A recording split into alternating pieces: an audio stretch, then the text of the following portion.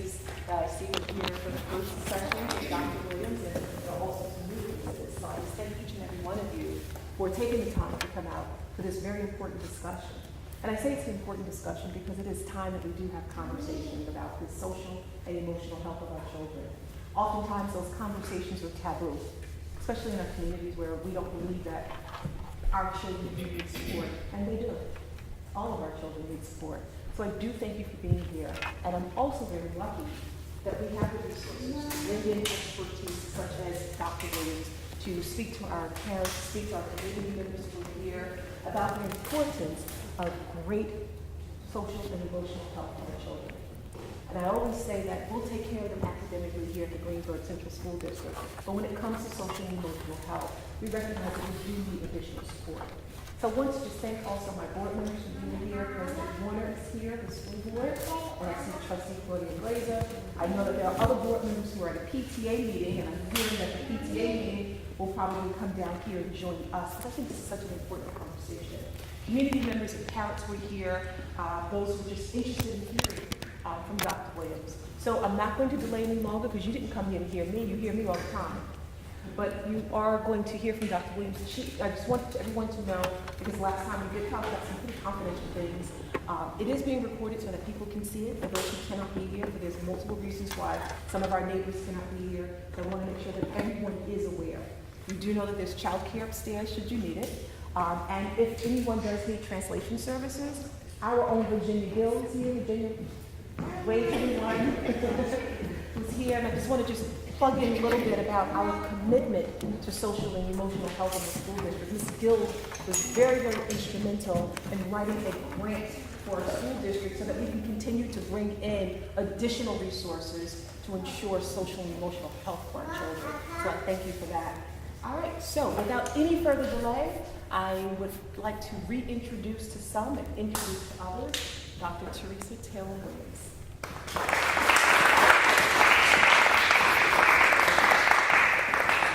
Thank you, Dr. Chase, and thank you to the Greenburgh School District and board members and you parents for inviting me back.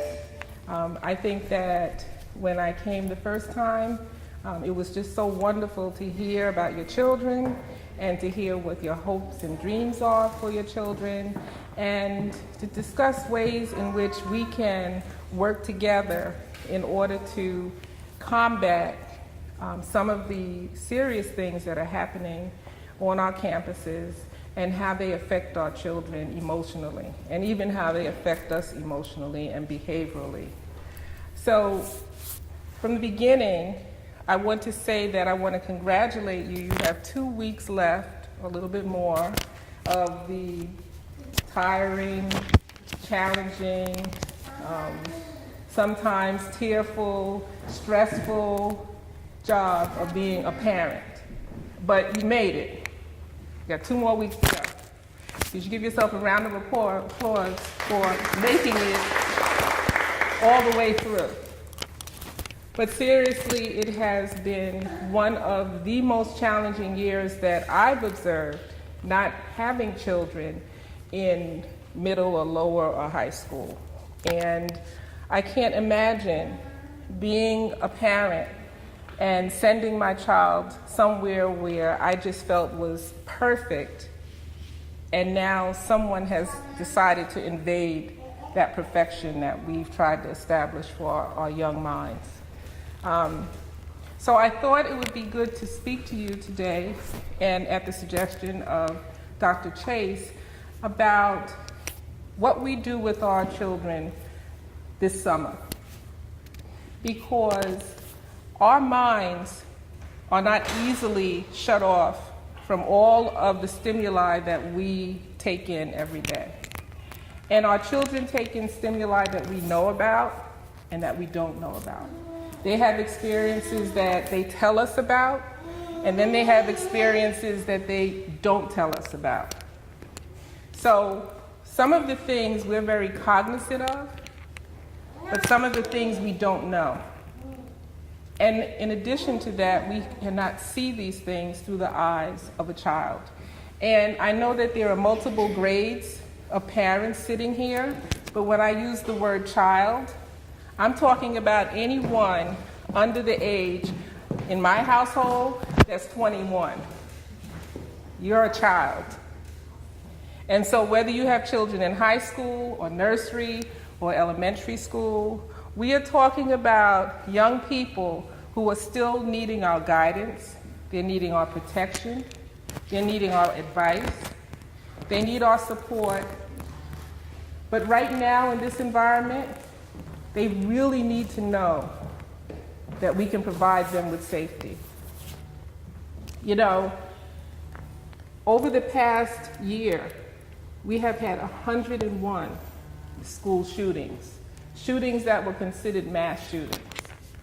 And by definition, a mass shooting is any number over the number 3.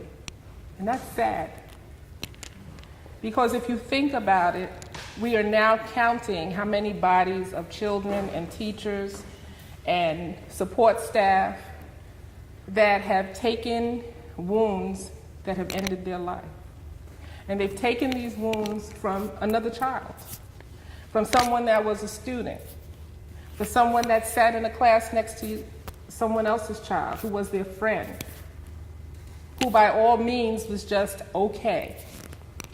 She was okay. He was okay. But one day they didn't know what was happening because I don't think they're okay anymore.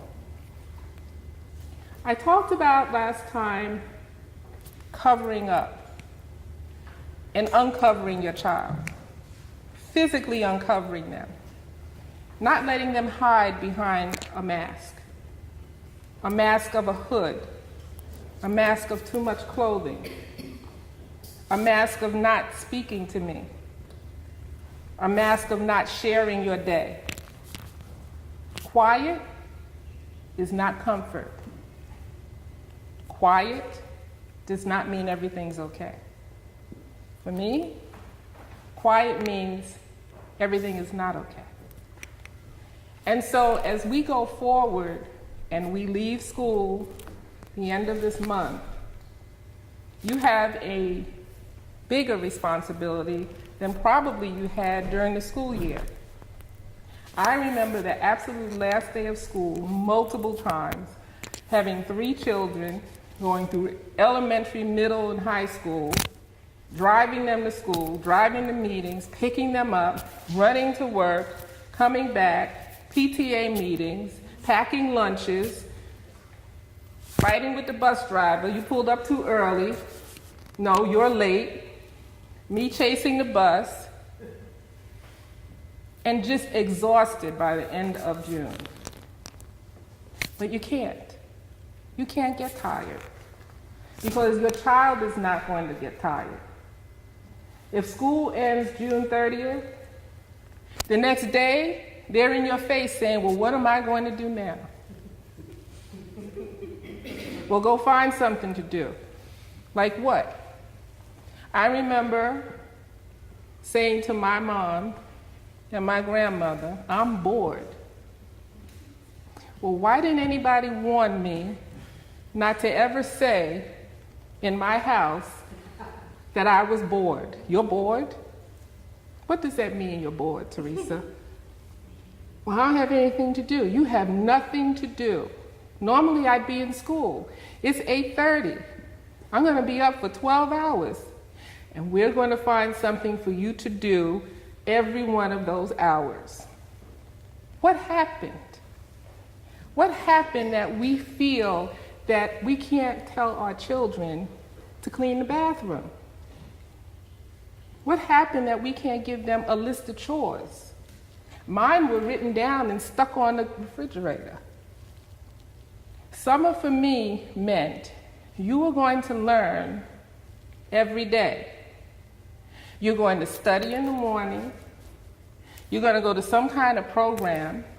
You're going to go to the library. You're going to read. You're going to write a report. But the teacher didn't tell me I had to write a report. I'm telling you that you're writing a report. I'm going to get you books, and you're going to write reports on them. And then who am I going to hand them into? You're going to hand them into me, because I'm your mom. And your day will be filled every single second. So now I did all my chores, I did all my reading. Now what can I do? Now you're going to learn how to cook. After you learn how to cook, you're going to learn how to iron. The point is that without video games and without computers, and your children have iPads, and they have anything that they need to fill every single hour, you don't know what they're doing. That's what summer is going to mean. I don't know what they're doing unless you do something about it. Over the past 2 decades, massacres of children and teachers have occurred. And they weren't from people who were unfamiliar, strangers, who just walked off the street and said, I'm going to shoot people on this campus. They were homegrown. They were children of parents just like you and I. But somewhere along the line, someone did not take the time to fill their time. And these students that are suffering or have suffered or were going unnoticed or didn't have someone filling every second of their time decided to fill their time on their own. Now you can have 2 scenarios when you're raising children. You can have the scenario where children have power and they're in charge. And we talked about independence. And we talked about choices. And independence and choices are so healthy for our young people. But overriding their choices and their independence are your choices. And so when we think about 8 weeks, maybe 10 weeks, of time that you have to fill for your child, there's also 8 to 10 weeks of time that your child can be worrying. You know, it's too easy to watch trauma. We turn the news on and there's trauma, and children see that. Then we turn the TV off, but they turn their iPad on. We say turn the iPad off, they turn the computer on. We say turn that off, they turn their cell phone on. There is a whole network outside of our purview that communicates everything that's happening in this world. So if I didn't talk about the question or the thought that I as a parent have on my mind, I feel like that's the elephant in the room. And if I don't say it the right way, I might sound offensive. But isn't it sad to think that if we only have 2 weeks left of school, then we can exhale in 2 weeks and say there's not going to be any school shootings because there aren't going to be any students on campus? Isn't it horrible that we have to think that maybe we'll get a break over the summer from some disgruntled or bullied student coming back and taking advantage of innocent peers and teachers because something didn't go right? Summertime is a time when we are supposed to have fun. We're supposed to enjoy the weather, go to the beach, go to the amusement park, go to camp, play, and it really should be that way. The reality is that the world is not going to stop while we try to let our children have that perfect summer. Summer is also a time when anxiety builds up, when depression arises, when something that was left unresolved is still unresolved. issues that your child might have faced during the school year were just not handled exactly right. Or maybe they weren't even brought to the attention of the teacher, of an administrator, of a superintendent. And along with thinking about what happened to them personally, don't think they're not thinking about what they heard about what happened to other children that aren't even here anymore because their lives were ended on a campus. I remember I was in middle school, and a teacher sent me for an errand down to the first floor. And at the end of the hall is the nurse's office. And as I went towards the main office, I could see something on the floor. So I was one of those children that if you tell me don't look, I'm going to look. If you tell me don't go there, I'm going to go there. So the security guard said, don't go down the hall. I said, I have to deliver a note. Don't go down the hall. I'm going to get in trouble if I don't deliver the note. So I went down the hall to deliver the note. And I stepped in blood.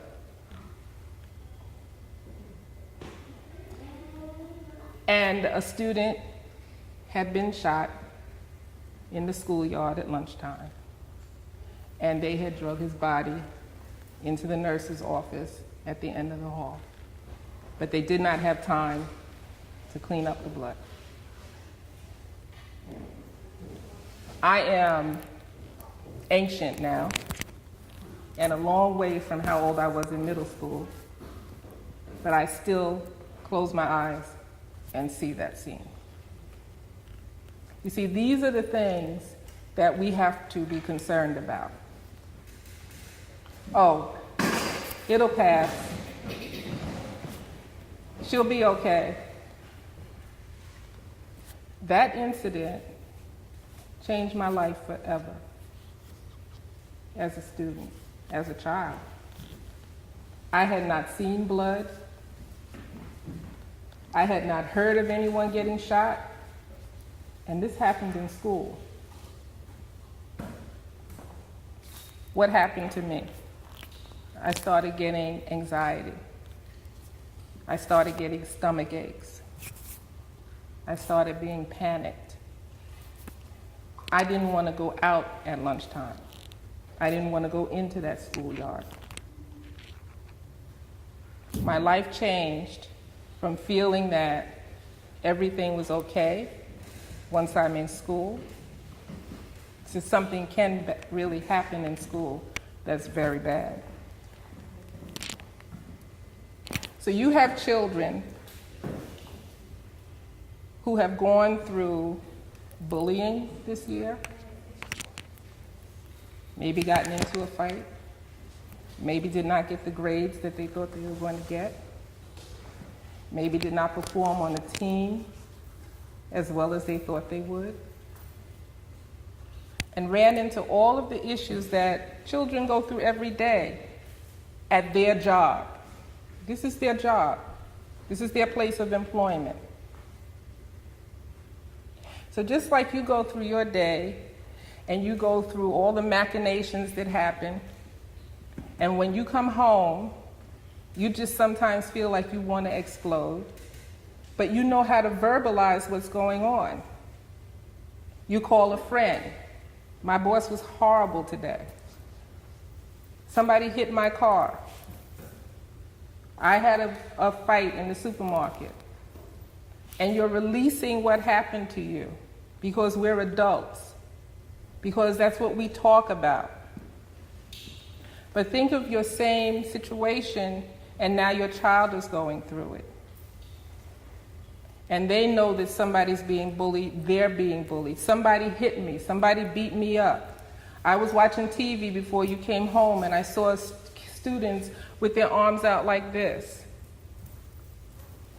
or their arms up like this. Is this the symbol of what our schools are communicating to our children now? This is the protocol. Hands on shoulders. which means we're running away from danger. Hands up, which means I don't have a gun, I'm not the active shooter. And all of that stimuli, all of these events are going into your children's minds. But what are we doing to treat that? Because if these things are in their head and they're not being treated, at some point, it's going to have an effect.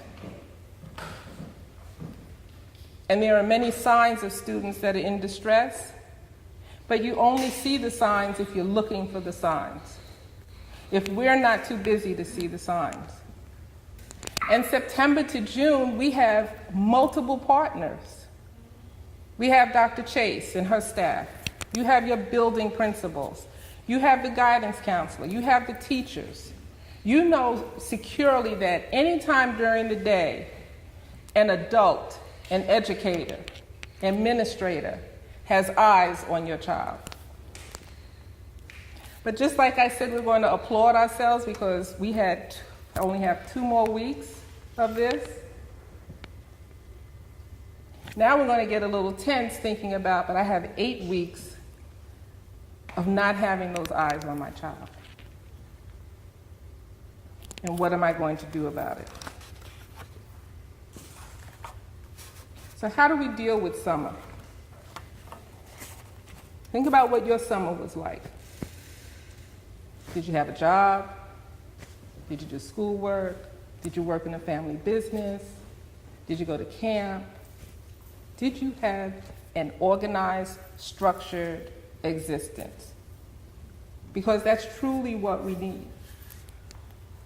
And summer is also a funny time because we're supposed to be really happy because the sun is probably always shining, the weather's warm, the sky's blue, everything is hunky-dory. But it's also a time when we can see how happy other people look to be, and we're not doing what they're doing.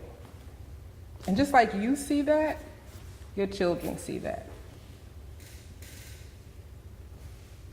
I look around now. I'm a grown woman.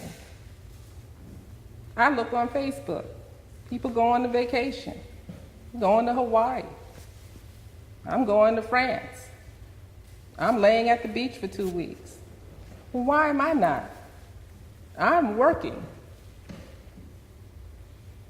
And part of that disappointment that we feel, your children will feel also. Because maybe you're not fortunate enough to have your child be able to go to camp. Maybe you can't afford to go on vacation. Maybe it's just going to be idle time, and you're sitting at a job, and you're sitting at your desk, and you're looking outside wishing that you could be outside playing and doing the same thing your child is probably doing at home because you got them locked up in the house because they can't go anywhere or do anything. Because you didn't register them for the great summer activities provided by Greenburgh School District and associated organizations. You see how I said we can't stop? Summer's not going to be a rest time for you, not for us good parents. We're going to work even harder because we're going to make sure that by the time they get to September, they're going to be ready to fly back in this building because, oh my God, I've worked so hard, I can't wait to get in here. We want every second of their day accounted for. When school is in, like I said, we have support all around. And if something is happening, a teacher can take notice. She doesn't look like she's too happy today. Let me go over and speak to her. A guidance counselor may witness somebody arguing with another student. When issues arise, the adults that are charged with the care of your students are here to support them. School's out, now what? So we have to think of healthy, physically challenging, emotionally satisfying activities for our students during the school year. But how are we going to decide what they're going to do? Well, this is a new time. So the key word here is communication. My time, I was told what I was doing for the summer. But research has shown that it is so much better if parents and children sit down and have a real open conversation about the next 8 weeks. And I mean that seriously. And I think the most important aspect between parents and children in the summer months is to establish a clear conversation and respectful lines of communication. It's okay to ask them, what would you like your summer to look like? And listen. And then for you to respond and say, well, here's what I would like your summer to look like. And then come to some agreement. The last thing you want to do is put your child on the defense. And you don't want to seem defensive. You want to feel that you hear what they're saying, and in turn, they'll hear what you're saying. And occasional small discussions throughout the summer will lead to a healthier summer, a healthier existence. But if you think about what I'm saying, that applies all the time, or should apply all the time. You should always be in conversation with your children. You should always be asking them what their thoughts are about school, about teachers, about how you're feeling.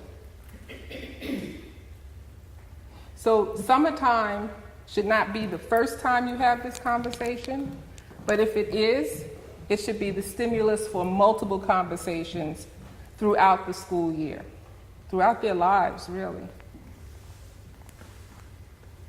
But if I go back to some of the symptoms that could erupt during the summer because of being idle, because of leaving your best friend the end of June, and they're going to visit their grandma in Vermont. Or I just met the cutest boy or the cutest girl, and now we're not going to see each other for 8 days, 8 weeks, and 9 days, and 5 hours. You in the high school know what I'm talking about. So if you add separation anxiety, and then you add the lack of structure, that really is a formula for forming some kind of sadness or depression or separation anxiety. Because most of your students, most of your children like your teachers. They like their teachers. Some of them love their teachers. And now they have to say goodbye. I'm not going to be in Ms. Brown's class in 2nd grade anymore. Now I have to move up to 3rd grade. I don't know what Mr. Allen is about. There are many instances to produce the anxiety that your children are going to be feeling in the next couple of weeks. So watch for avoidance. They look sad, they look like something's bothering them, and you ask them, everything okay? Yep. You don't look like everything's okay. Anything on your mind? Nope. Anything you want to talk about? Not now. Is it about school? Nope. Are you sorry to see school end? Nope. Are you going to miss your friends and your teachers? Nope. So you're just going to nope me. Been there, done that. So for my children, when they nope me, we just going to stand there till you keep noping me till a nope becomes a yes, or you start talking. Because nope means something is bothering me. I think I shared last time is that you don't have to be who I am. You don't have to be who your child's teacher is. You don't have to be who a clinician is. You have everything that you're equipped with in just being a parent, knowing your child. So if you're prepared to see something or suspect something in the next couple of weeks, now we know what might be going on. And if you take a look through some of their notebooks and you see that somebody's writing somebody's name with a heart and saying, "I'm going to miss you," well, bingo. Now I know why you're sad. Or the child is just asking, "Can I please bring the teacher some cookies?" Or, "Is she going to remember me? Is she going to say goodbye to me?" And be very attentive to how your child disconnects from school the last day. Now I know some of you will not see that because you're going to put your child on a bus. But have a little conversation with them the last day and make some kind of event out of it. You know, let's go to McDonald's for dinner. Or Saturday, let's go for a treat. Because we want to reward you for successfully completing that school year. So here are some definite signs of distress that something might be wrong. Your child becomes irritable. They become weepy-eyed. They start to disengage, which means that normally they're on the floor watching TV when you come home, and now they're just in their room. They rather do solitary activities. They rather do sedentary activities. Nothing physical. They don't want to ride their bike. They don't want to go for a walk. They just want to sleep or read or lay on their bed. They're restless even though they appear to be sleeping more. And they just look to you like they're not happy. These are worrisome signs of distress. These are negative signs of distress. And signs that are telling you that your child is getting ready to disengage. They're going to go into full shutdown where nothing is said. And like I said before, quiet is not comfort. Quiet means something is going on. So for many families, the ideal situation is to provide a reduced or minimized schedule of what they have had for a full schedule every day. So maybe a half-day program, something that starts from 9 to 12, something that might be fun and academic at the same time, so that they're not going from total structure at the end of this June to no structure at all in one day. And I think that Dr. Chase has several programs for all of the students who are eligible to attend in Greenburgh School District. And most of all, your attitude counts. Because as with anything, our children are looking at us to see how we are going to react and we're going to respond. And remember that as parents and as adults, we are also experiencing mental health challenges during the summer. For some reason, depression rises, mental health issues rise, our temperature rises, our body is more taxed, which means our brains are more taxed. We need more hydration during the summer. If you touch me like this during the summer, I might just hit you. I'm hot. Most of the times I'm sweating. I'm stressed. There's no fans in the subway. It's just a mess. It's just a mess. I'm like a percolator. I am on fire.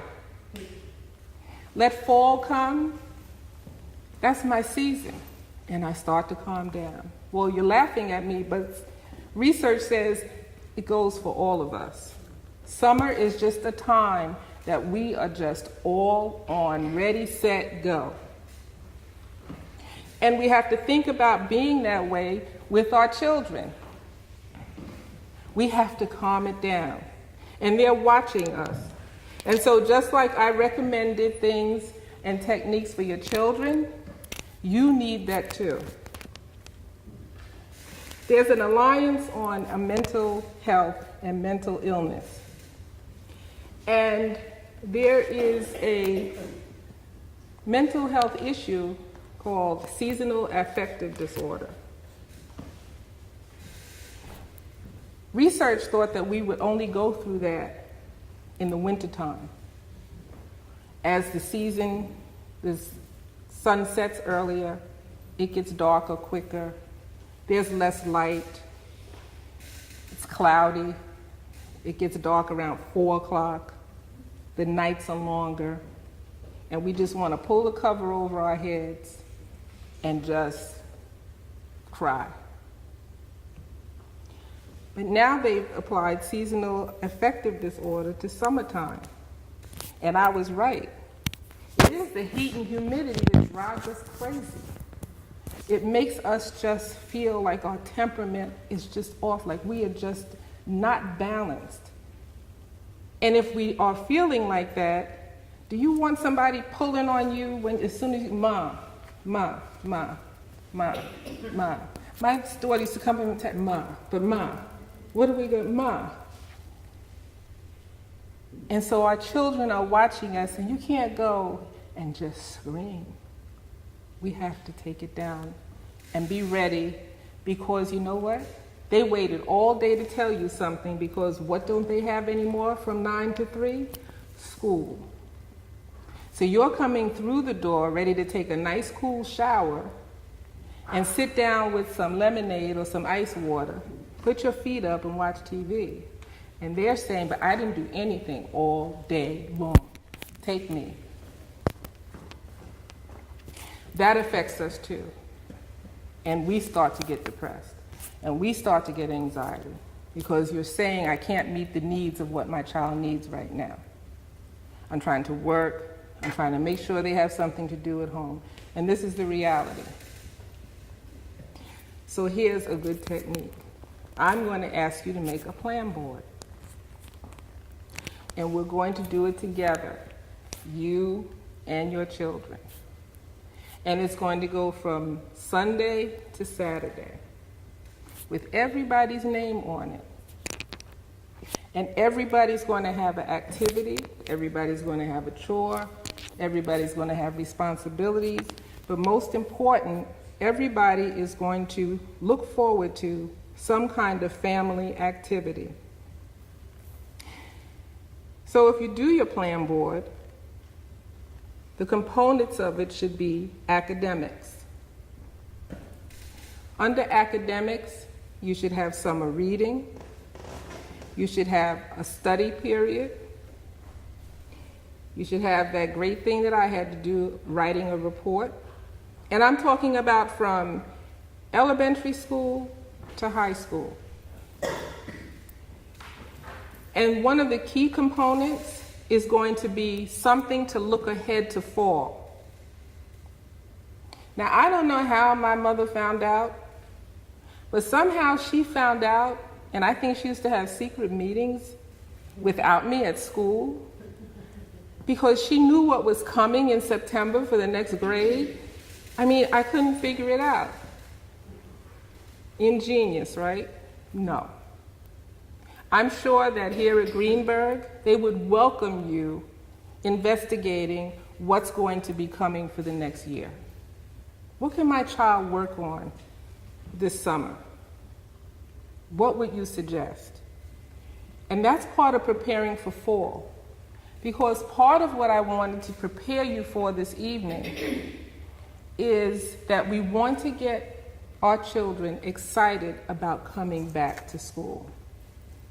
Now, I'm hoping and praying, just like you are, that we don't have any more incidents that are going to blare across national TV of any more tragedies on our campuses, and that we have a smooth transition these last few weeks and into the summer.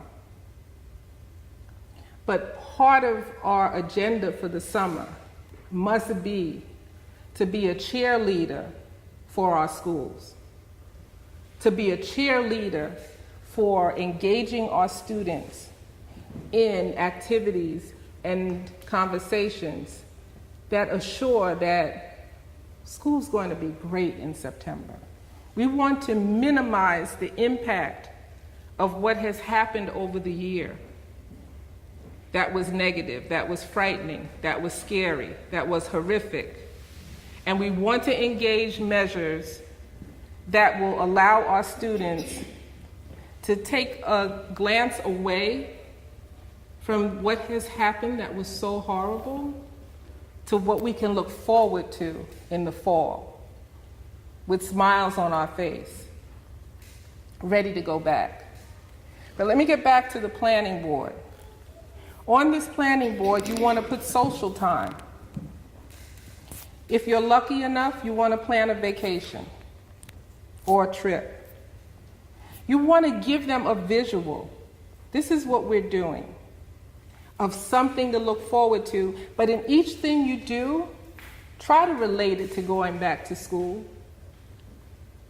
We want to have family activities. Go have a picnic.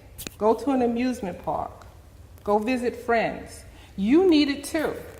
The same rough year your students had, you had it also. You want to get them moving. You want to see them having physical activity. If they are in a camp, wonderful. You want them also to back away from the screens. Back away from the TV screen, back away from the computer screen, back away from the iPod screen, back away from the phone screen, back away. And to have time to enjoy what summers, what vacation time, what just being home and being a child really should mean. And here's a word I'm going to use that maybe will tell you how old I am. Curfew. Explain it and set one. Now, I thought that because it was still light outside, that I could stay outside. God bless you. Wrong. I still had to come in at 7 o'clock with 3 more hours of sunlight. But everybody else is outside, and so. But they're still playing rope on the corner. And do they live here? Curfew. That curfew will continue to also reinforce a time frame. Will reinforce the structure that they need. My grandmother used to call it, they just running all wild and willy out in the street. I didn't know who Willie was or what that meant, but it just meant it was just total chaos. Total chaos meant they were not inside where they were supposed to be. Try to have play dates. Now, I didn't know what a play date was until I became a parent in a certain part of Long Island, where you actually make a time and you call up to meet to have a play date. I just went out on my stoop, and if somebody was out there, we played. But seriously, your children are going to experience the separation from their friends also and their classmates. So if you live in the vicinity of other students from their class, try to get them together, even if it's just to go for some ice cream or go for a walk. Because keeping in contact with those classmates and having some play dates will remind them that we are going to see each other again, and this is not going to be so bad. For those of you who have teens, the best thing you can do for them is to get them to either start volunteering if they cannot get a job, or how about a part-time summer job? They learn to earn money, they learn a work ethic, they learn how to do a new skill, hopefully, and it will prevent that all horrible word that I should have avoided called boredom. And we talked about the emotional separations between boyfriends, girlfriends, teachers, relationships, my best friend. What am I going to do without them for the summer? And for those of you who have students who need medication assistance, the school has recommended it. Your child might have been diagnosed with ADD or ADHD. Please don't stop their medication because they're not in school. That is not a reason for that to happen. And I have met many parents who have that question: if my child is not in school, and they don't need to sit down for 6 hours a day from 9 to 3, and they don't need to adhere to structure, can I stop the medication? The answer is no. They still need it.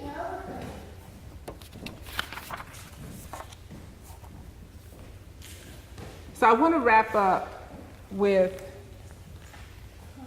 some positives. You know,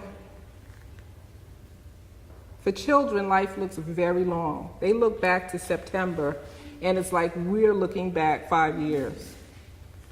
They don't remember what they did 2 weeks ago because it seems so far away. So it's our job to bring to their attention things that will make them feel good about walking out of this building, waving goodbye temporarily to their teachers and friends, and ready to come back for a great year. We want to point out their accomplishments, whether they got a star on their paper, maybe they got an award, maybe they were given a certificate. We want to ask them, what were your favorite activities this school year? What did you enjoy? Do you have any best friends? Because we can get a little card and write a little note to them saying, have a great summer. See you in September. Because we're making that connection. We're going to come back to a great September. Did you enjoy any of your school trips? Where did you go? What did you see? Did you have a really good performance? Did you sing? Did you perform a dance routine? Did you do a great art project? I like to ask students or children, what was your winning moment? Oh, I felt the best. Well, you know what? Think of how many more winning moments you're going to have when September comes back for a brand new year. What was your best subject? What was your favorite sport? We're doing these things in order to combat what I spoke about at the beginning. We don't want to necessarily focus on the academic challenges. But if they had academic challenges, we're looking forward to having an even greater academic year, because I went to your teacher and she gave me some extra sheets for you to work on. We're trying not to think of sad times. But if there is some sadness, let's think about how that sadness is going to be better because we're going to try better, or things are going to get better, or I'm going to be here with you as we work through this through the summer. We don't want to ask the hard questions because we don't like to hear the hard answers. But my advice to you that I strongly urge in wrapping up is don't think of Greenburgh School District as being shut down because June 29th, 28th, 30th classes end. Dr. Chase is still here. Her staff is still here. Support staff. I'm sure someone will pick up the phone because we need you to do two things. We need you to bring us back, your wonderful children, in the best frame of mind and the healthiest that they can be in September. But if for some reason it just does not go right, we need to know so that when your child walks through the door, we are so far ahead of the game by having services and a plan between you and the school to make this a great experience for your child in the upcoming fall. So I ask you to do your due diligence as a parent or a caretaker. Have your eyes and ears open at all times. I ask you to be present, to listen what your children are saying, and to also hear what they're not saying. And I'm telling you that you have to work hard. There's no way around this without you working hard, but you have great support here, and the job is not yours alone. So I hope that I have been able to give you some helpful hints and tips as the school year ends, and I hope to come back to speak to you.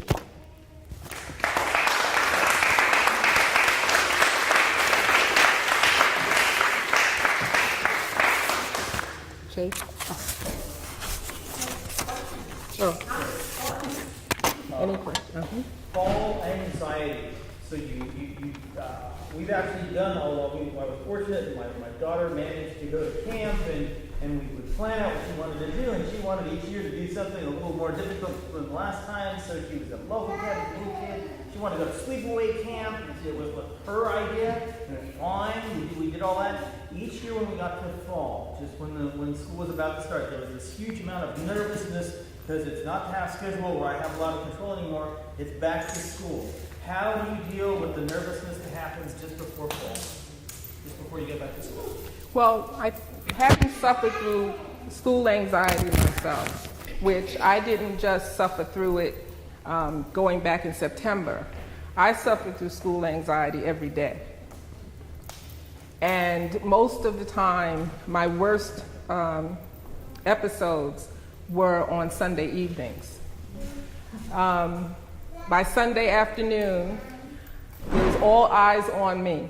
My grandmother, my grandfather who walked me to school, my mom, my dad, and all of a sudden they would say, "Here she goes." And about 4 o'clock, I would just start doing this. And I would just rock from side to side. And they knew what that meant. Then the stomach ache would come. Then I would start crying because I just did not want to go. My response to you, based on my own personal experience, and not even as a clinician, is that it was so horrible there, I didn't want to be there. Home was great. I had all these adults giving me all this attention. It was fun. I didn't have to face what I had to face when I walked in the school building, which was other children. And most of the time, it was because I was nervous or I was bullied or I was teased. And I did not always have the most sensitive, attentive teachers who might have helped me along the way. So I think I made references several times to trying to tie something good that you're doing into the school year, into September. And I think students get built up with anxiety because just like as adults, we are so afraid of the unknown. And I have seen schools where I've worked, and what we would do is have an assembly or have a gathering in the gym where the classes would line up and the teachers for the next year would come over and greet their new students in June and talk to them and ask their names and try to get to know them so that it's just not a total unknown. And so you had a little insight into who you were getting. Now, hopefully you were getting the teacher you wanted to get. And you didn't get the mean, scary one that we were trying to all avoid. But you want to take those steps so that you are eliminating as many incidences to have anxiety thrive. So like when your daughter, she was having a great time, she had freedom, you know, a second suggestion would be, like I mentioned also, is to try to have some kind of relationship with other classmates over the summer, even if it's just meeting to go to a movie over the summer, so that they can talk about the teacher they're getting in September or what the classes are going to be like. And then third, academically, some of that anxiety is about, I heard this is the worst year for math. I heard this is the worst year for science. Well, let's take a little breath and say, let's find out why it's so bad. I'm going to go talk to the teacher, parents, and say, can you give us a little insight into what's coming? And I'm sure here at Greenburgh, you are able to get a little insight into the curriculum, if not even more, of what's coming for 3rd grade, 4th grade, 11th grade, 12th grade. So if we try to take down the anxiety academically, take down the anxiety by giving them a partner. Like, let's both try to figure out what's happening, and then also introduce some of the teachers to them. It might relieve some of their stress. Thank you. You're welcome. Question?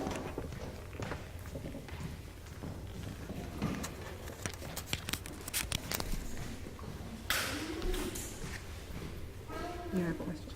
I'm shocked. No questions. What other recommendations you have of what schools can do during the day to address those things? So, take for instance, you're saying that they have all these things built up in them. Mm-hmm. What more can we do within school to address all those anxieties that they're dealing with all year long? Mm-hmm. To help them, as you're saying, they don't know how to deal with it, they don't know how to deal with it, they just internalize everything because they don't have an outlet, or they're too young to even figure out how to process all of that. What can be done to help them? Well, I think the school can definitely, and probably without much, I'd have to ask Dr. Chase, but much effort to at least let children meet what's coming for the next grade, for the next semester, if we're talking about academic challenges. I know with scheduling, when I worked in a middle school or high school, it was not as easy to do that because scheduling and classes change. I could walk out of the building in June and I was the science teacher, and then in September I'm teaching math. But certainly for our lower school little people, from kindergarten until 6th grade, when there really is a lot of anxiety, because think about these little people, this is really their parent for the day.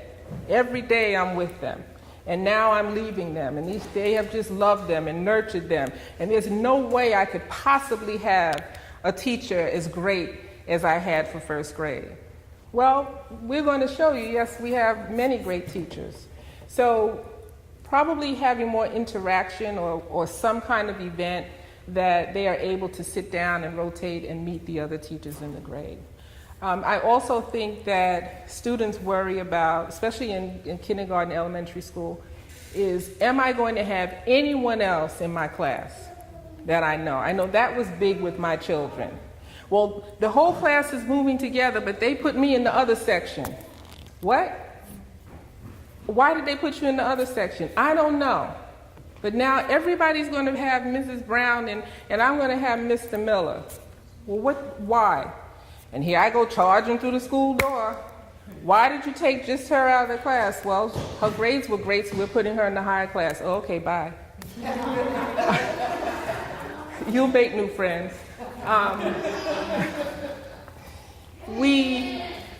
They worry about, am I going to know anybody? And that's why I say maybe they can meet together socially with some of their other friends. And then they can also know that you're going to have activities where all the grade comes together. So I think that the school will be very happy to, because they want your children to be less anxious too. to just try to do something or put something on the table or try to think about how we can better introduce new without them panicking about it. Can I just add to that? I think just to answer another part of your question when you asked about anxieties and issues that come up during the year. So during the year, if there are issues or anxieties that come up for your child, just know that the district just launched a new device called Anonymous Alert.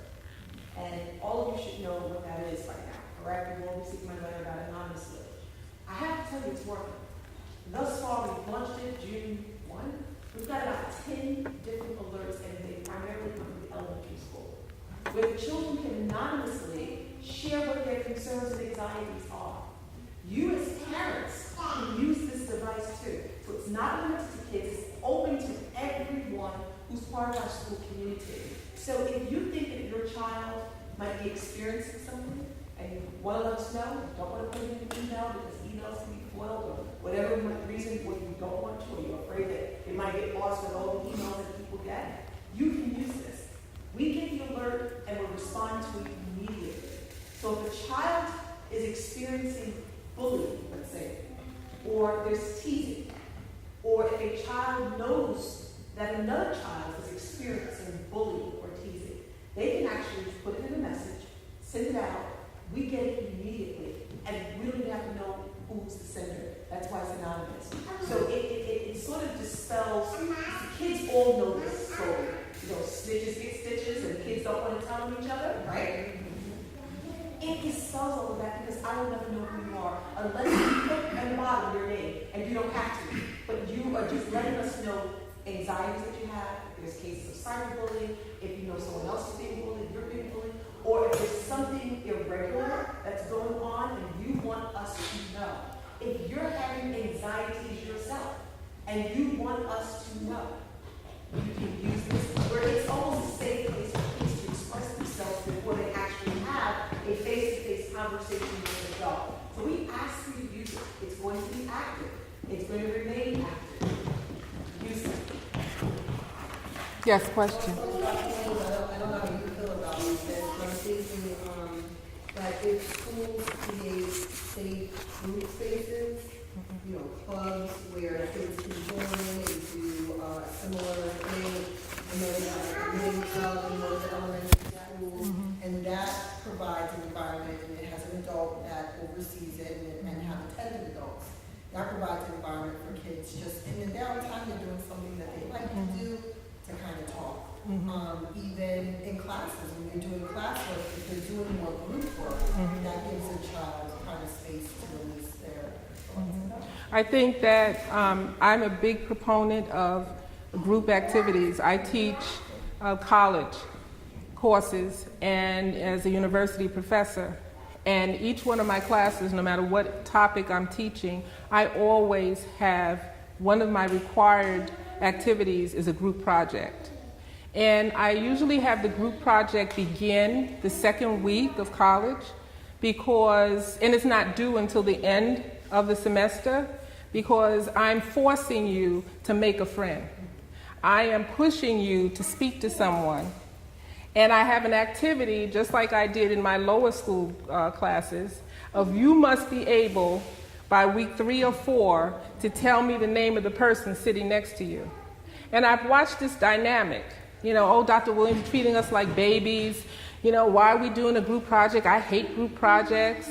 But then I watched the dynamic, and it does enforce cohesiveness. I've seen students in my classes become friends. I've had students come up to me and say, you know, I really didn't want to do that group project. And when you said it, I wanted to just walk out of here and change your class. Well, thank you. But I liked it in the end. And one student said, are we having a group project? Who had me before. You know, why do we want to be alone? No one wants to be alone. At times we want solitude. But anything is better with a friend. Anything is better with a partner. And I remember my husband having a speech with my son before he went off to college. And he said, get a partner. A partner for what? Get a partner. Because in those times when you don't feel so good, or you feel sad, or you don't feel like you're the popular kid, and not in college now, but in the grades that you have students in. When you're not the popular one, when you're being maybe a little bullied, it's so great to have a support system of your peers. And I hope that most teachers always put their students I always put them into reading groups or math groups or activity group, because it just fosters communication, and it makes them feel like I belong to something, I'm part of something. And you know what? You'll watch students as the first weeks of school start waving to each other as they pass the halls. Or where I am, I may see some of my students at a table having pizza together. And I'll walk over to them and I'll say, what's going on here? Is this the group from my class? Because everybody wants to feel like I belong. And that's a great suggestion. Yes? What would you suggest for students, high school level, preparing for the fall for a teacher that has a known reputation of being a tough teacher, not a popular teacher amongst the students, and dealing with preparation, anxiety about having to go through the whole year dealing with this teacher? Mm-hmm. Well, we want to know why that teacher is considered that way, which would be my first question. I'm sure that there isn't any school that the administration would knowingly want to know that, a teacher is not seen well. But saying that, we've all had that teacher. I'll tell you my mother's way first. Then I'll tell you the clinical way, and then I'll give you my academic advice. My mother's way was to just bust open the door and go to the school and say, why are you like that? I don't like Teresa coming home being upset. And she says, you're mean, you don't listen, you have no patience. And I'm standing behind her now. You're going to leave me here with her. But seriously, teachers all develop an MO. We all know who the soft teacher is, we think, who the easy teacher is, who the hard teacher is. And my suggestions are based upon two things. One is to truly be prepared. And I don't mean being prepared from the first day in September. I am a huge proponent, if you have not found that out by now, of getting my information about the next year before the school ends at the end of the year. And I've never been turned down.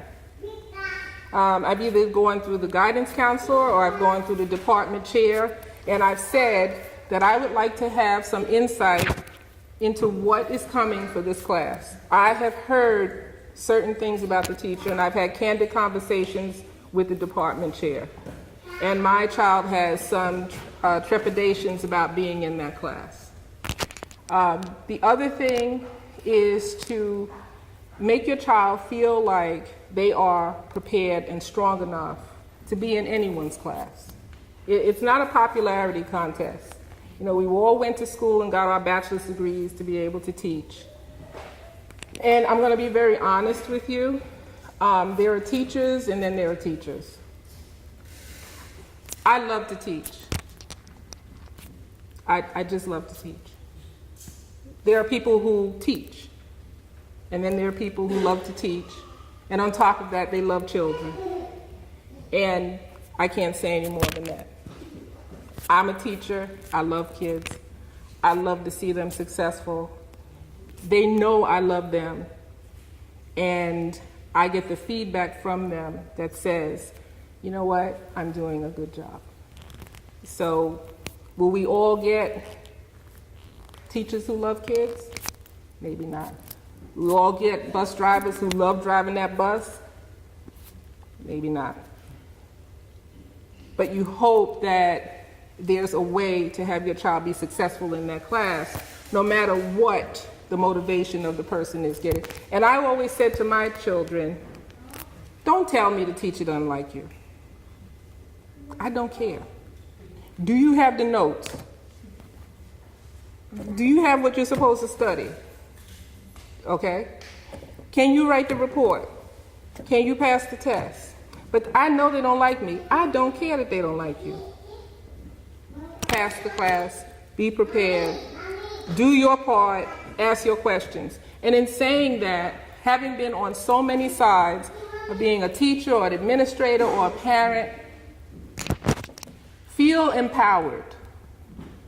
Don't feel unequipped to speak to school staff, to ask questions. We are here working for you to get the best out of us for your children.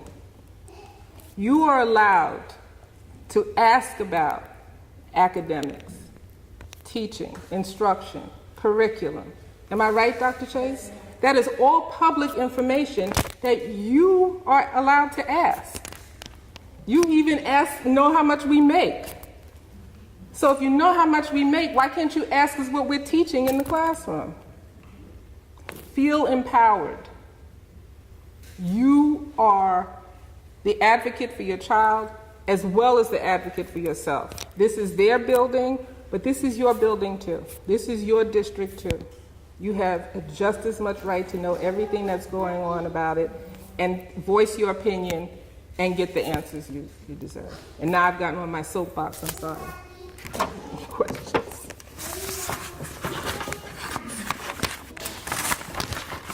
Thank you for inviting me back. Dr. Chase, thank you, and the Greenburgh School District. And I wish you all a wonderful, healthy, happy, enjoyable summer for you and your children.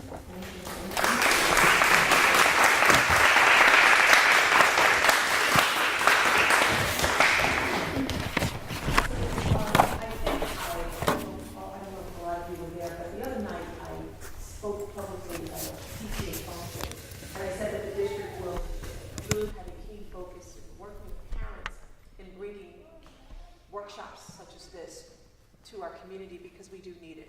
We do need to have a conversation about our children.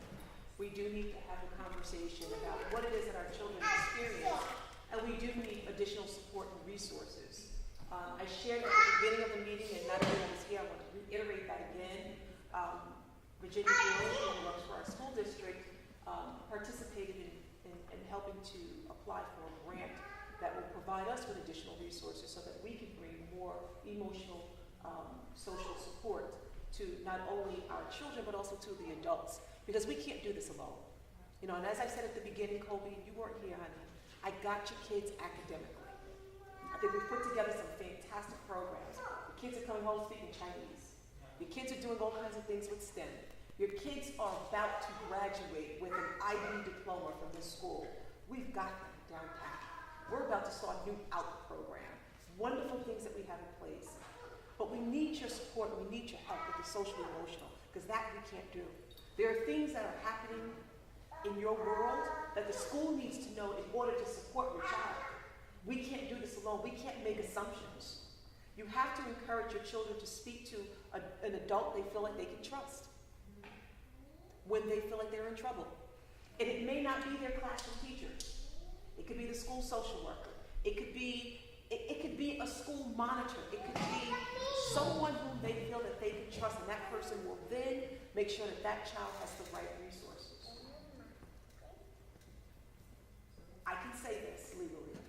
I do have episodes in this very school district where there are principals who have said to me, I have to call 911 because I have a student who's making suicidal ideations. This stuff is real. Don't you dare think it does not happen in Greenburgh Central School District. Okay? Kids, you would be surprised. You know, we don't know everything that's going on, but we are with your children probably during their waking hours, probably more than some of you as parents, because you're working every day. You know, we all have a lot going on, and it's not negligence on your part, it's just what our reality is. But we don't know everything. And so we really are looking for your partnership, we're looking for your help, and we're looking for your support.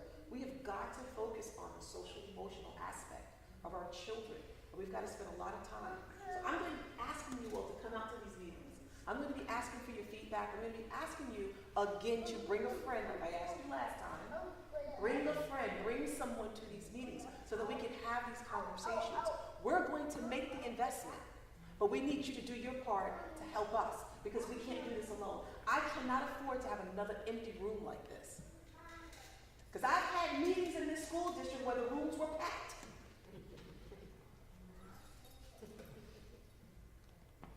Rooms were packed, okay? You all know what I'm talking about.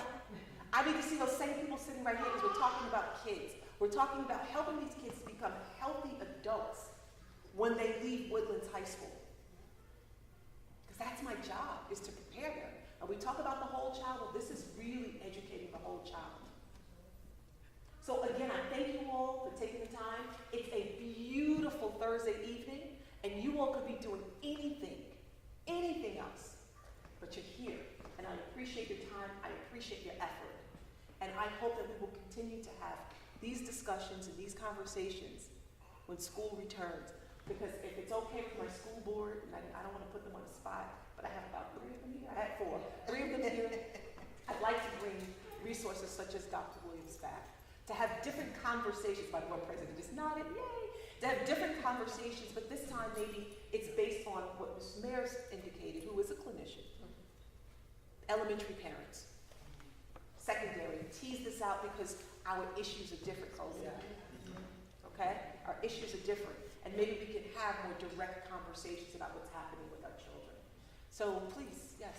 As part of those grants, and I understand that as a parent, and it's great, it's helpful. I think it's wonderful for these resources we can send. Everyone's got their own situations and we can bring them. But I think there are global situations like the school shootings.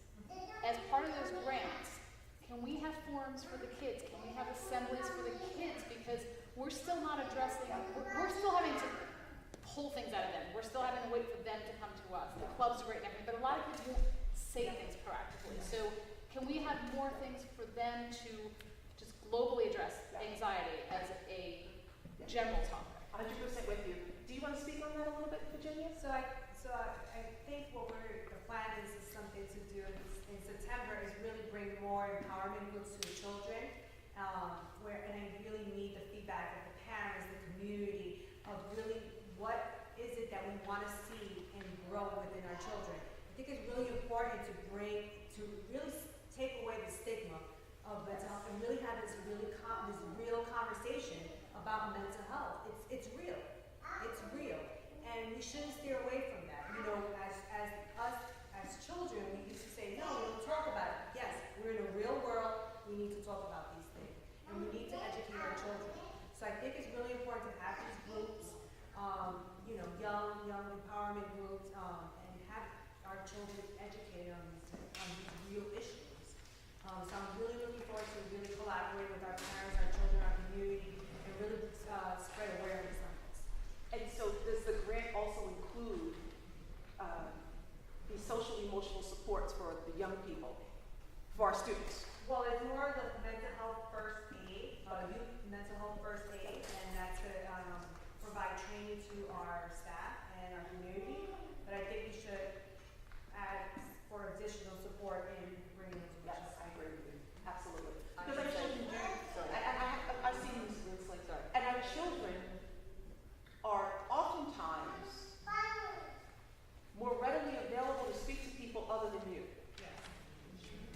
Right? Because you know yourselves, I'd love to talk to you.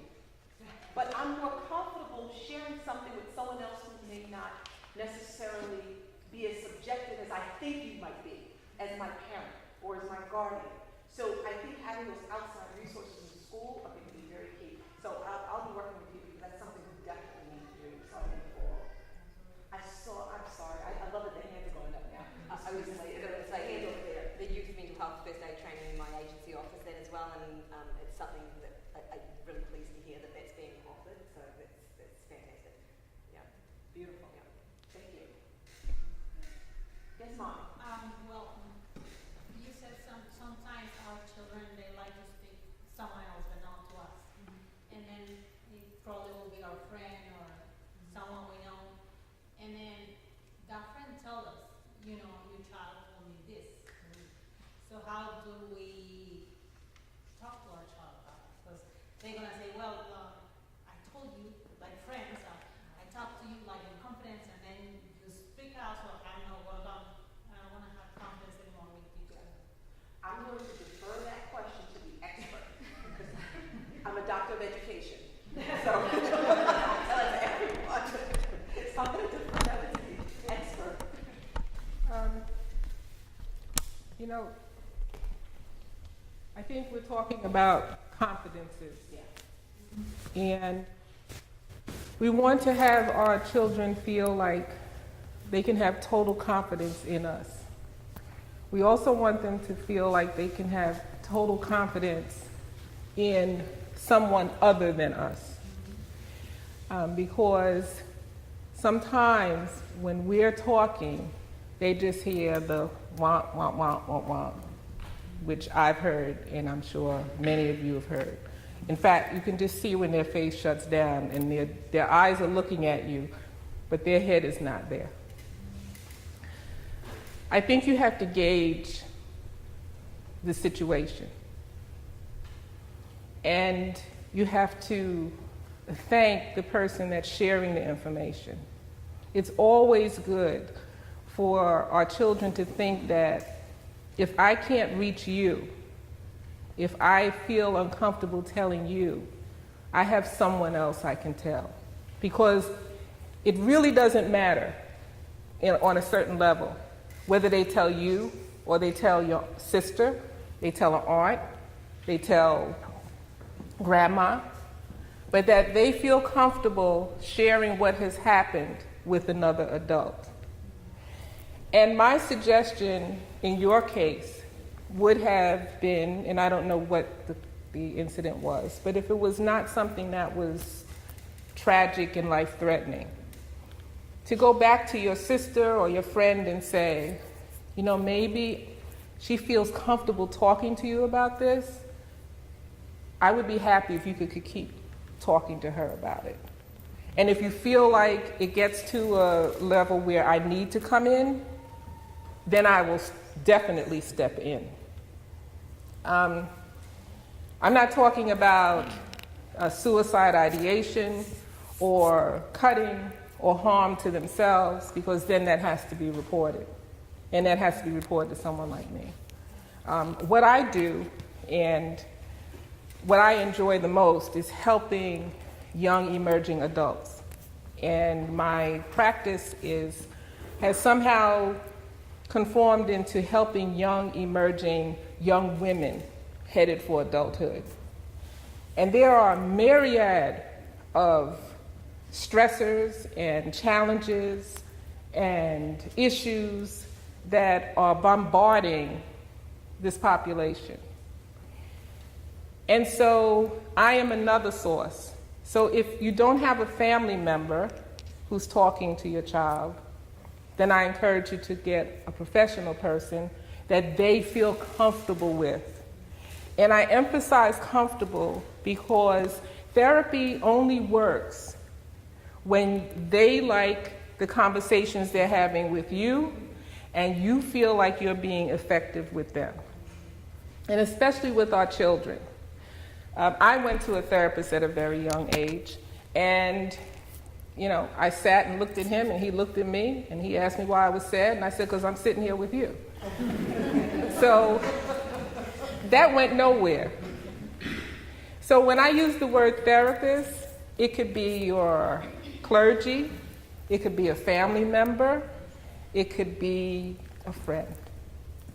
But I am a proponent of, as long as children are talking, someone's listening.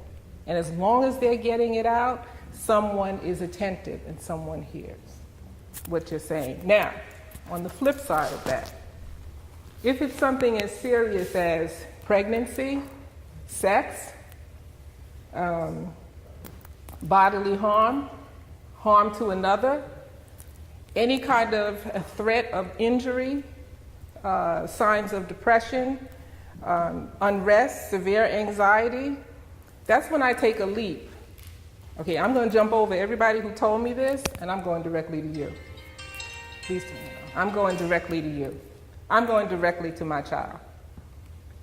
Because anything that they accuse me of, well, she broke my confidence, and I said, please don't tell anybody. But those are red hot topics. Those are off the table. And we'll deal with the consequences of that once we've resolved what this topic is.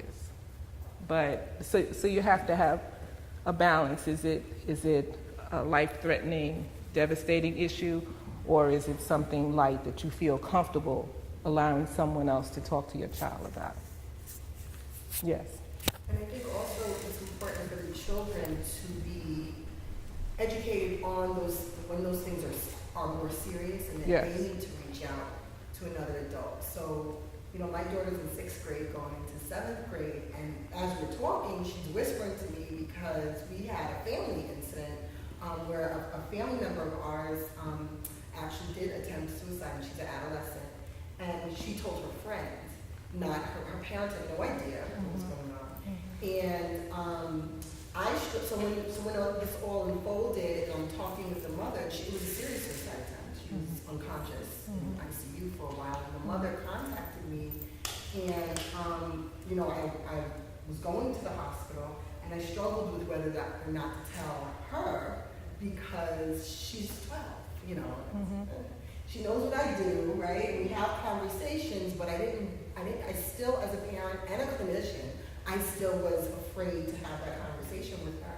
But I made a judgment call and I told her, and we talked about it and kind of really explored some things as well that was going on with her. But she ended up telling me that either last year or the year before, she had a friend, I won't name the friend, whose brother had a situation. So she had already been exposed to having those conversations with her friends.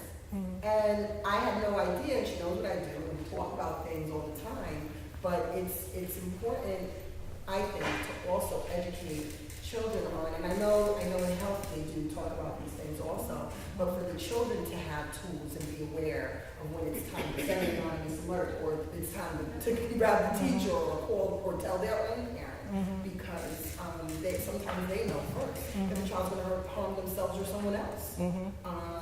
So that's important too. I think that, just to respond, that you handled it well. When I was a child, I didn't know what pregnant meant. And my grandmother and mother used to have conversations about some girl, and she's P-R-E-G. And I used to walk around the house saying, what is P-R-E-G?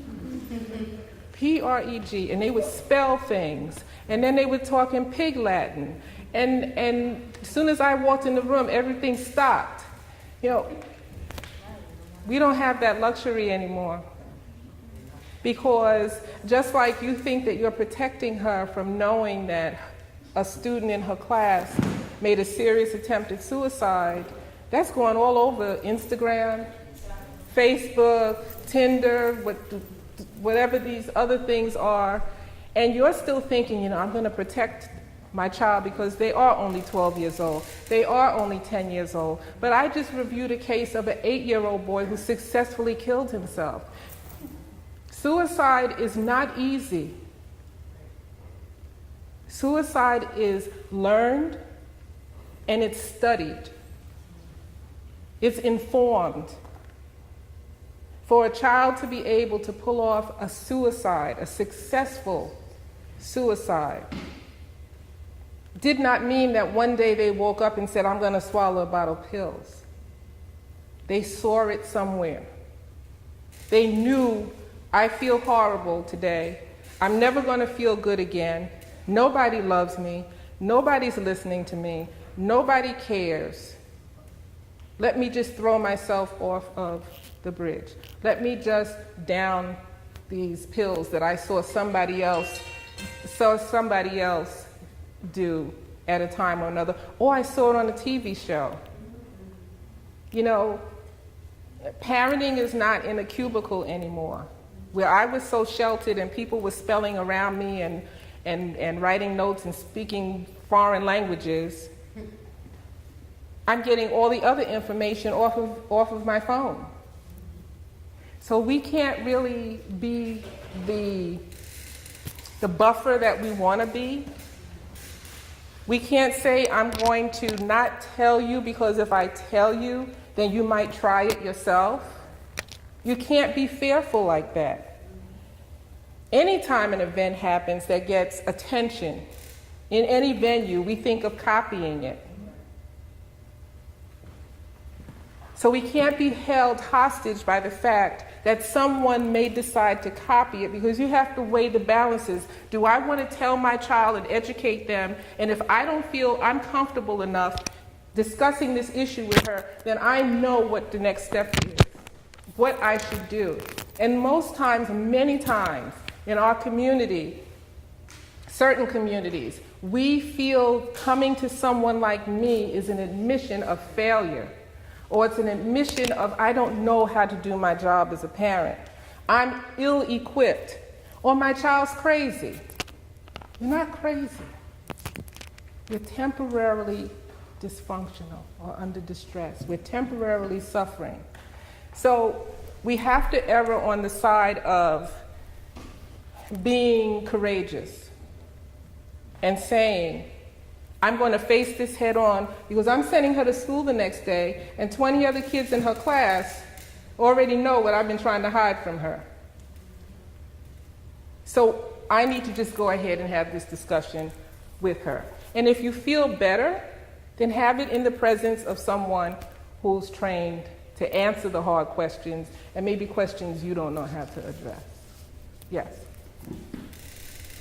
Being in school and transitioning from middle school to high school has been a challenge for my granddaughter.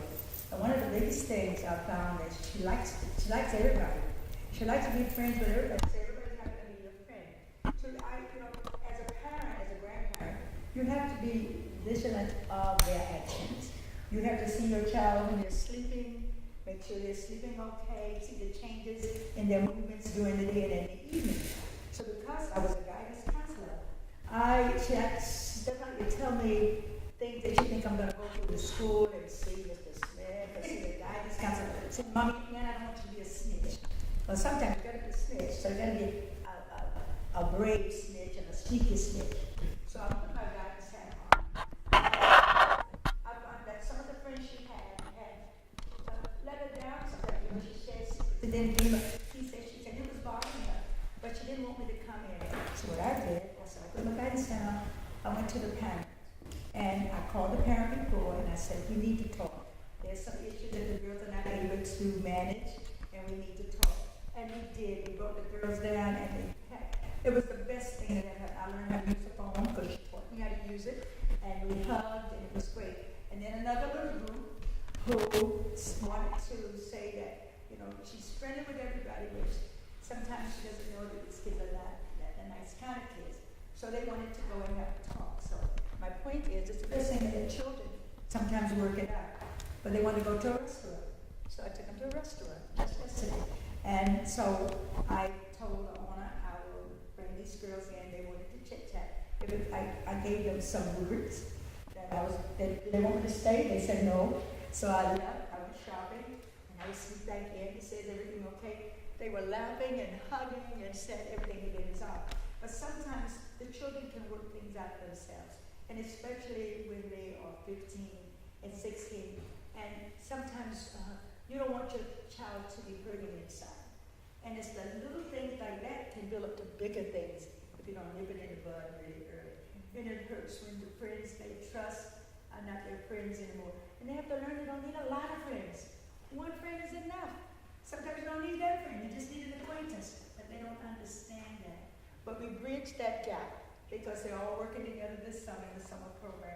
And now they're saying to me, oh, Nana, I said, no, I'm going to adopt one little girl. I said, no, we want you to adopt all of us. So they want to go to Playland together. So they made the connection through their own communication. And such a relief for Nana. Oh my gosh, because I want her to be happy. I want the girls to be happy. And I know their parents. So I called the parents and they were so happy because the girls had talked to their parents. And I think one of the biggest things is a communication. It is. Being open. It is. And letting them know that you're there for them. But beyond communication, it was also that, if I refer back to something I already spoke about, that making an effort, if you are the lead parent doing it, to get a few of your classmates of your children together. Maybe none of the other parents will have the time or be interested, then you be the one. Just like this grandmother did. And if I can say, without sounding insulting, this is a different generation. Because our generation, or younger, we're dropping the kids off, we're pulling off. We're communicating to each other by text. She took the time to have a face-to-face conversation, to pick up the telephone and to talk to these parents. And it's just a matter of us reaching out and doing this. This probably squelched a brewing war that could have gotten much bigger, much meaner, because middle school girls are mean girls, and could have been devastating. Instead, by her efforts, they came together, and now they're friends, and now they have a bond, and now they have their own little support group, and they can stand strong together. And your granddaughter who loves everybody, let her love everybody until her eyes open and sees that, hey, everybody doesn't love me back, and she still may not care. But you want to encourage that spirit in her, and now you've found a group of girls who understand her. You know, we all just want, I wrote an article one time on somebody to please, finally, just get me. I'm just looking for someone who gets me. And it took me until I was 24 years old and met my future husband. And I married him, one of the reasons, because he got I was too tall, I was too fat-cheeked, I was too chunky, I was too bright, you're a nerd, you not cool, you wear anklets, you wear party dresses, you are just one mess. And somebody finally got me. And don't we all feel better knowing that somebody gets me? Your granddaughter now has a group of friends, they get me. And if you go back to even high school, middle school, elementary school, we need to have our children feel like somebody gets me. It would be great if it was their teacher, but if it's not, they can find a peer just to reassure them that, you know what, the way I am is just fine. And that's the good moral of that story. Question? What do you do in a situation where a child says to you that they want to be friends with these children and they're friends with them, say, in school, but the child doesn't want to have a play date with them outside of school because they're afraid that that other child who they want to have a play date with, for example, will say to them, well, I can't have a play date with you because my other friends, if they find out, they're never going to want to be friends with me again. How do you deal with a situation such as that? So they'll be friends in school, Correct. but they won't be friends with you if you come to my house with the people that are on my block. Well, most of those kids, like, they don't have, like, a friend, they don't have their peer groups living on their block, but if they may find out, like, a kid will say, oh, well, what did you do this weekend? And that child will be honest and truthful and tell the truth as to exactly what they did. Oh, well, I had a play date with so-and-so. And then they find out and they're like, well, you know what, you had a play date with so-and-so, I don't want to be friends with you anymore, and they walk away in the opposite direction. So what do you do in a situation such as that? Well, want me to answer as a parent or as a, You could answer however you want. you know, kids that don't want to be with other kids in the daylight and it can only be within school confines, that's not a friend. And I think it's worth a conversation with your son or daughter to explain the difference between true friendship and friendship that's not genuine. You know, this other kid is too cool for himself. So we just want you to have friends that you feel comfortable with. Just like I was referring to this grandmother here. Somebody who gets. They get me. Because we're all like this. We're all nerds. We all like school. We're all good. We all do the right thing. We're just not cool. And, you know, it's better to have these hard conversations sooner than later with our children than to see them getting hurt and disappointed over and over and over again. And as a parent of older children, mature children, you know, this is going to go nowhere. And if it goes somewhere, it may not go where you want it to go. Because if he thinks he's this cool in 3rd grade, you know, I don't know where he's going to be in 6th grade, but you're not going to be with my child in 6th grade, okay? So I would try to ease the separation now. And at the same time, building up how much this kid is going to miss being around someone so great as you. It's not you. He's just too cool to handle right now. Okay? Yeah. And I'm really happy that our administration is making a commitment to social and emotional learning and support, because our children are at a disadvantage nowadays because of this. Mm-hmm. And they don't know how to effectively communicate, effectively resolve conflict, or even how to build a healthy relationship. And so, as you said, explaining it, that's not a friend, right? And we try to explain that to my second daughter, because she's very sensitive. And making friends, kids are so mean, even before middle school, just so mean. And what a good friendship is, what a nice friend will do versus what a not nice friend will do, or even that, Jane is learning how to be a friend, right? It doesn't mean it's a bad person, they made a mistake, and they're afraid to hang out with you because they don't want to lose friends. So then Jane has to learn how to be a friend, but you need to tell Jane, if you're my friend, you can be my friend in the daylight, as you say. Right. So part of that is explaining like how, because of this, unfortunately, how to have a good relationship, what that feels like. Well, you know, to your point, do our children really even know what a friend is? Because think of where the term friend is used now. I'm going to friend you on Facebook. I'm going to friend you on Snapchat. I'm going to friend you on Instagram.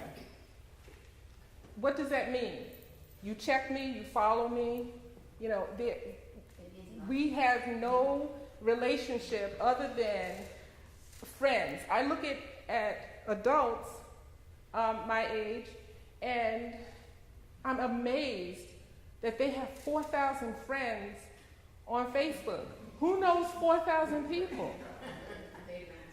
I don't have 40 friends on Facebook. I don't know what that says about me, and I don't care. But if you think about how our children are interpreting a friend, what does that friend mean in technical jargon through these social media? So that if you think that someone friends you on Facebook and then you come to school and that person walks right past you, it's devastating. You just friended me on Facebook. And you walk up to them and say, you know, hi, I'm Ann, you're friending me on, who are you? Oh, I accept every friend request.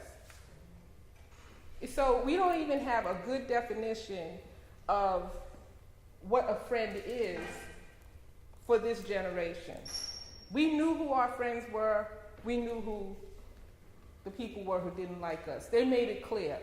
They made it clear to me, I don't like you. I don't like how you look. I don't like how you talk. I don't like anything about you. I'm not going to friend you on Facebook. That's what that would interpret to if we had Facebook when I was a child. But now, if somebody sends me a friend request, once my children explain what that meant, say, oh, Ma, just accept a friend request. They just want to follow you. What are they following? So that's a friend. And I think that it is getting lost in interpretation. And I think, like this parent said, that I would encourage, if I could go all around the world, or all around this country, talking to every child, and talking to every parent, I'd be a happy person. Because I feel like I have all the answers. Sometimes it's very simple. I've spent a lot of years getting these answers, but I think that we sometimes think the solution is so hard, but it really is not that hard. Once we recognize that we're going to pull off the veil of stigma of anything that doesn't seem perfect, whether it's physical or emotional or mental, and have the hard conversations. We're really going to make inroads. I would love to talk to your children face to face. When I see a child, when I meet a child, immediately I give them a hug. So, who gives hugs? Nobody does anymore because they're afraid. And they hug me. I think we need to bring it back to the basics. Basics of a cyber hug. Giving off the message with open arms that I'm here for you.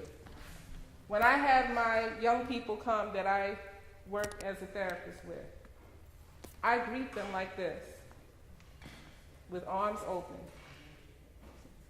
and welcome them in. So simple.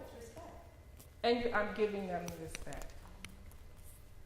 So, I mean, this district is just wonderful because you've taken on this challenge and you're not burying your heads and you're not turning away and you're recognizing we are in crisis when an 8-year-old little child, a baby, can take his own life.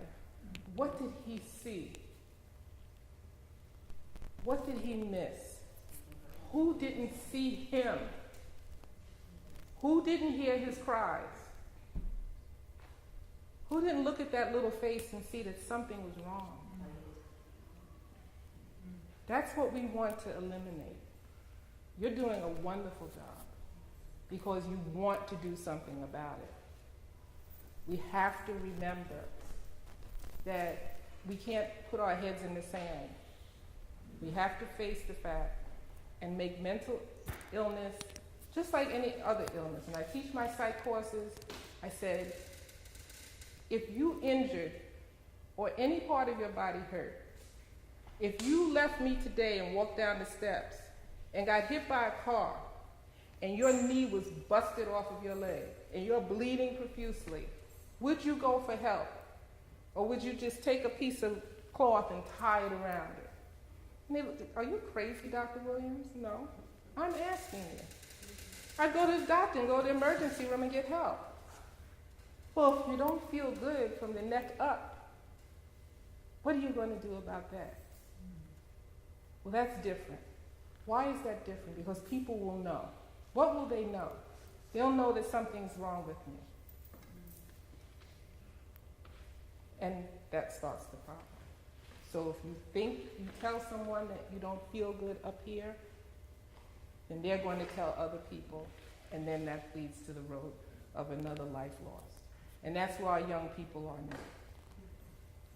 Because think about it. If this 8-year-old boy told another 8-year-old boy, who may not even knew what the word suicide meant, or I feel like I need to kill myself meant, he might think that I remember in the video game, so-and-so killed himself, but then he got back up. They're 8. He came back to life again. Okay, so he's going to go jump, and then he's going to come back to life again. They're 8. When our population of suicide ideation and actual successful, adults are unsuccessful at killing themselves. We've reached this point. Every extra dollar, every extra effort by every school district needs to be going into mental health awareness, awareness of behavioral changes, and programs, speakers, clinical help, anybody and everybody to save our children. And we can do it. And you're doing it. You should feel really good about what's happening here. Question? Take 2 more. So a question here, and I think I saw one. No, she should go first because I'm sorry. You had a question, right? Oh, no, it's passed on. Well, a while ago, I met a mom, and she had 8 children, and one was, I think, 4 years old or something, and he had something in his neck, like a red thing. So I asked her what happened. She said, oh,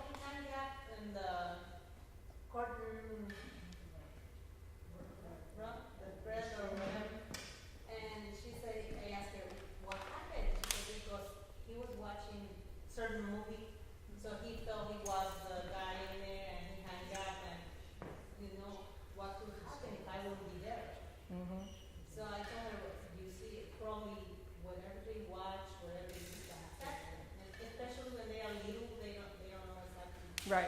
Like you just said, he's probably okay, the game or whatever they have, they die and they stand up, so should we be aware about these things? I mean, the sad part about it is that we don't like to talk about the hard things. We don't want to tell anybody that we may have some kind of psychological issue. Certainly, it would be better if she shared, because if her son is watching something, don't you want to know if your son's watching that same show or that video so that you can be diligent about it? So we need to talk, and she needed to tell someone and to tell as many people as she can. It's not a secret anymore.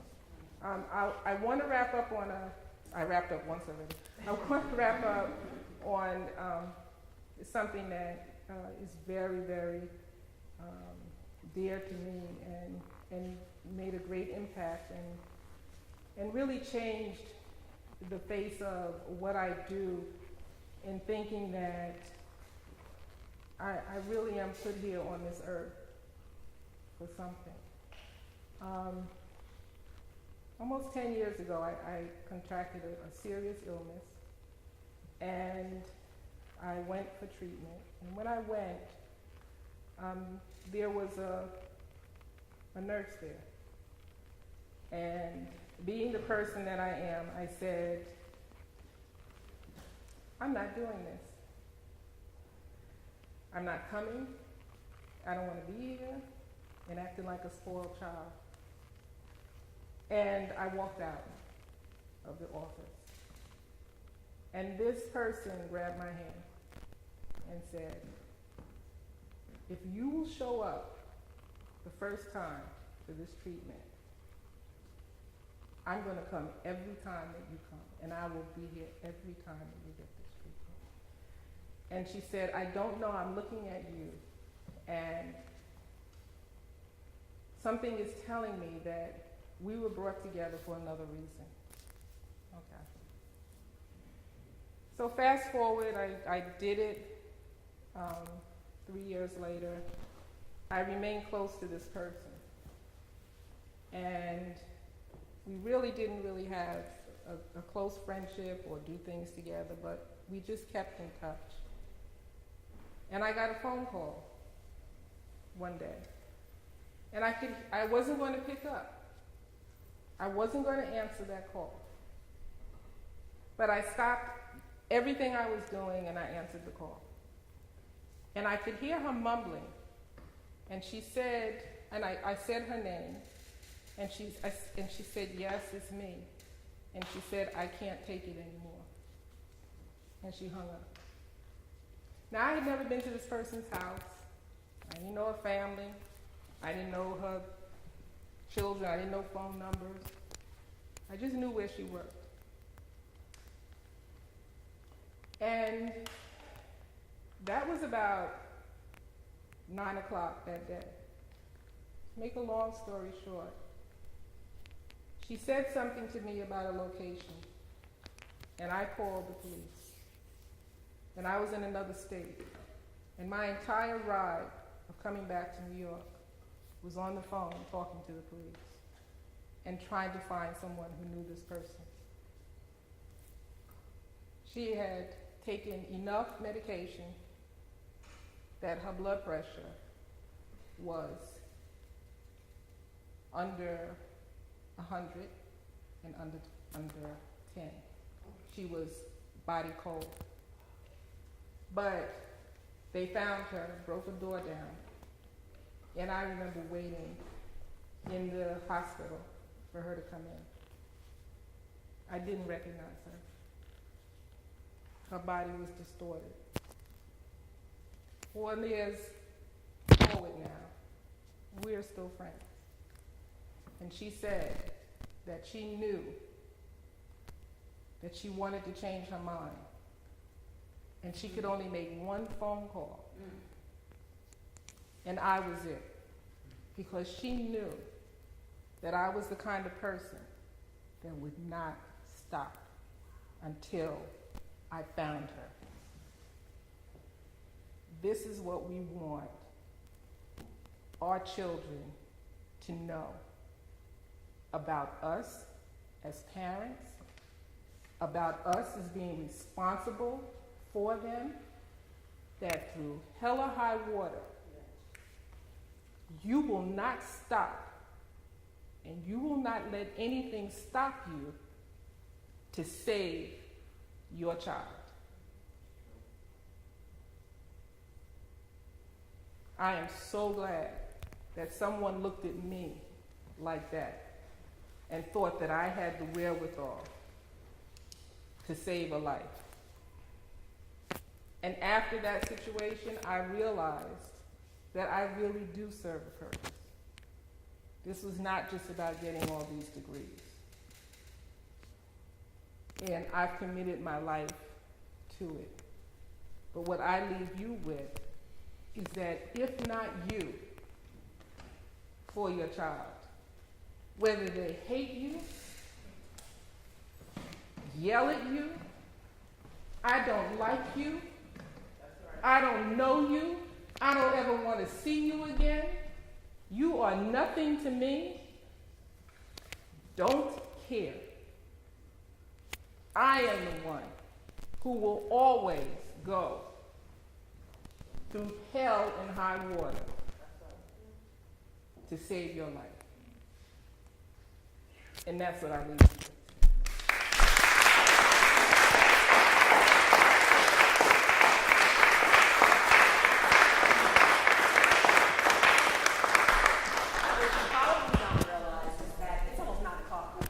And the last time we gathered with this lady, I had to literally kick you all out.